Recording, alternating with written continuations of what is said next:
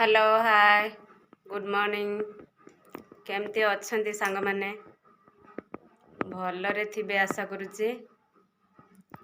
राति पाइले प्रथमाष्टमी अष्टमी रे तो बड़ मानकर टिके भाव बढ़ी जाए अधिका सान मानक पई छाड़ किछि नाही। ओडिसा रे 12 मास रे 13 पर्व आम मानकर ये भी गोटे मुख्य बड़ पर्व। तो मो सहित आसतु गोटे भल जिनस देखौचे आसतु सांग माने देखिबा कौन मु देखौचे।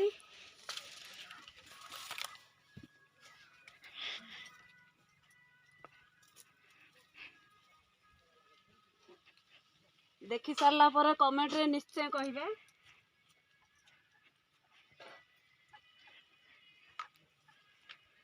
या आमर होउची फूल गछ कनियारी फूल गछ भितर को मु टिके आड़े गिरी देखौची देखंतु।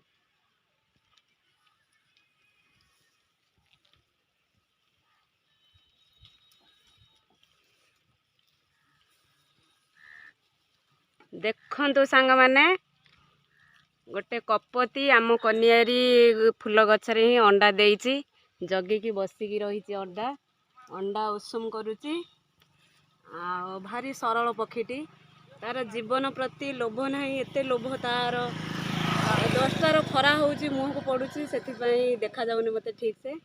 आपण माने भी आउ थरे देखंतु मु ता पाखु को हाथ नउची किंतु से हमर पोषा नुहे किंतु उड़ी की जाउ नाही कहीं ना मो जीवन पछे जाऊ ता अंडा सुरक्षित थाऊ ता मनरे बोधे यही भावनाटी अच्छी।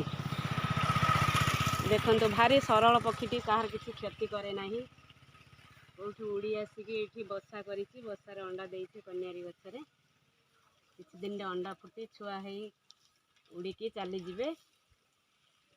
तो आपण मानक बाड़ी रे एमती पक्षी देखिचंती कि केही देखि नथिबे देखिचन जदि कमेंट रे बतांतु सांग माने आउ एभली पक्षी ओडिसा रे देखिया को मिलुनी।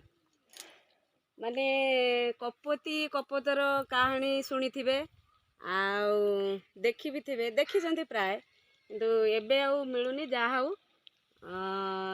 ये पक्षीटी आसिकिरी आम अति पाखरे अंडा देइछि एवं बहुत आशा भरोसा रे बसिछि।